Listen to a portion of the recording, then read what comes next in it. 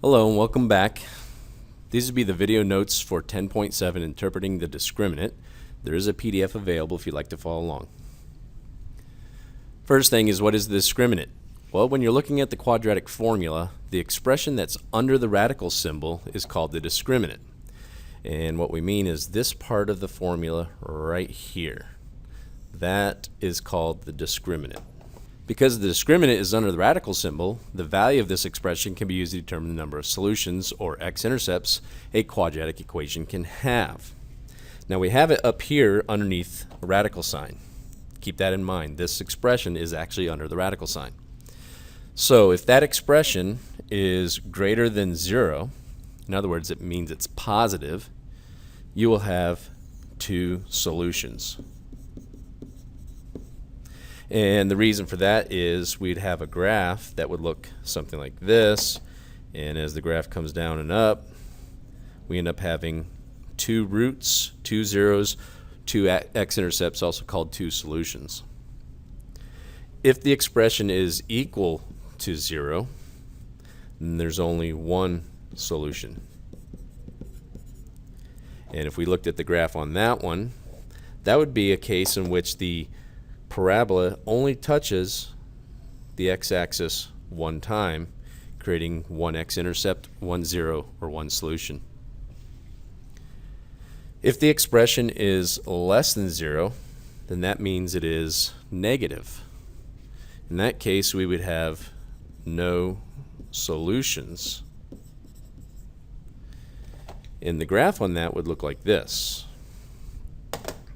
A parabola that does not actually touch the x-axis. Now the reason we can say that there's no solutions is if that's a negative, this right here is a negative, and you try to take the square root of a negative, because remember it's underneath the radical sign, there is no square root of a negative. There's no number times itself that will ever give you a negative. So that's why there would be no solution there.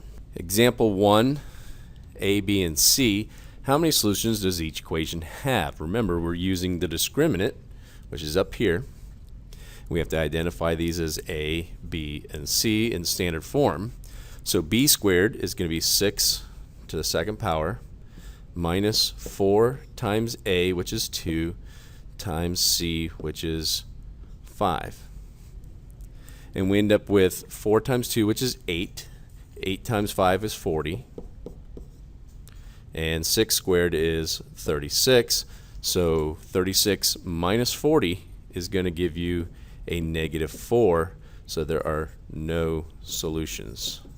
In example B, the A value is 1, there is no B value, and the C value here is negative 7. So the B value is 0, 0 squared is just going to be 0, minus 4 times A times C, and that's going to be 0, and a negative 4 times 1 times negative 7 is going to give you a positive 28, and that's going to equal positive 28. Since the discriminant is equal to a positive, there will be two solutions. Part C, A, B, and C are identified here.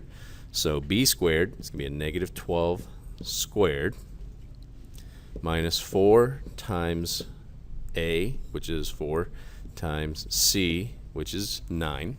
And negative 12 squared is going to give us 144 minus 4 times 4 is 16. 16 times 9 is going to give us 144. So that comes out to minus 144, which is going to equal 0. And since it equals 0, there's only going to be one solution. Now again, the reason there's only one solution there is because you have a plus or minus out in front of your discriminant portion of your quadratic formula. And there's no such thing as plus or minus, positive or negative, 0. There's only one number, 0, which only produces one answer.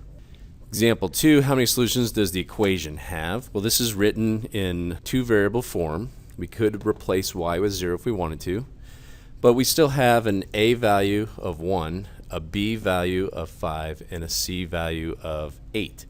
And we're just asking how many solutions there are, not what the solutions actually are. So B is going to be 5 squared minus 4 times A, which is 1, times C, which is 8. And 5 squared is going to give us 25. And then negative 4 times 1 times 8 is going to give us a negative 32. And that comes out to a negative 7. And since the discriminant is negative 7, you can't take the square root of a negative. There are no solutions. Example 3, the Centennial Fountain in Chicago shoots a water arc that can be modeled by the equation right here, where x is the horizontal distance in feet from the river's north shore and y is the vertical height in feet above the river. Does the water arc reach a height of 50 feet? If so, how far from the north shore? The north shore is on this side. How far from the north shore is the water when it reaches 50 feet? Well, from the graph, it appears that it does actually meet a height of 50 feet, and you can see it reaches it twice, once on the way up and once on the way down. But we don't know that the picture is actually drawn to scale, so in order to find out if this is really true, we're going to actually have to substitute some numbers in. So since y is the vertical height, and we want to know does it actually reach 50 feet, we're going to put a 50 there. So 50 is going to equal negative 0.006 x squared plus 1.2x plus 10.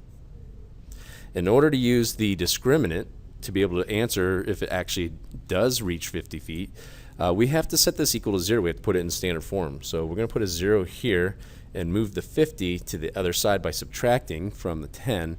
So our new equation will be 0 equals negative 0.006 x squared plus 1.2x. And then 10 minus the 50 coming over will now give us a negative 40. So our C value there will be a negative 40. So this is the A value, this is the B value, and this is the C value.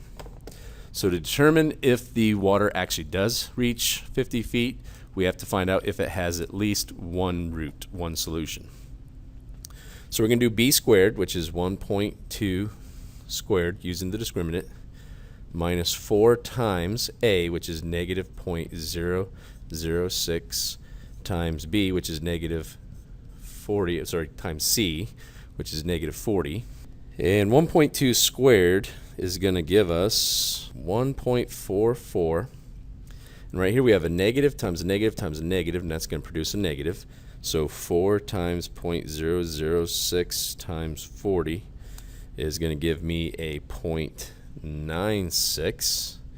And when I do 1.44 minus 0.96, we have a result of 0.48. So since that number is actually positive, we know that it actually reaches 50 twice. There's going to be two solutions, once on the way up and once on the way down. So the picture is probably accurate. Now they do want to know how far from the north shore does the water reach 50 feet above the river. Well, they're talking about from the north shore. That would be on this side. So we want the first root, not the second root. So if we go back to the quadratic formula, which is opposite of B, so we got to actually solve now, opposite of B, so negative 1.2 plus or minus. Now we already know what the discriminant is going to be. It's going to be a 0.48. The only thing we have to do now is take the square root of that before we can put our plus or minus. So we're going to do the square root of 0.48 and then drop that in there. So square root of 0.48 gives us about 0.693, about 0.693, and the whole thing is going to be over 2 times A, and remember A is a negative here, so that's going to be 0.006 times 2, and that's going to give us a negative 0.012. Okay, so from the north shore, we want the first distance, which would be the shorter of the two distances, because if I look at the second intercept, it's going to be further away from the north shore. So we want the smaller of the two intercepts. So negative 1.2 plus 0.693. So I'm doing the plus version first. And that's going to give me a negative 0.507. And then I'm going to divide that by negative 0.012, and I end up with one solution of 42.25 feet from the North Shore. And I got to try the other one to see which one is the closer one. So negative 1.2 minus 0.693. And that's going to give me a negative 1.893, and then divide that by a negative 0.012. And that ends up being 157.75 feet. And they want to know at what height or what distance from the North Shore does it reach. Well, it's the one that's closer to the North Shore, and that would be this one right here, 42.25 feet.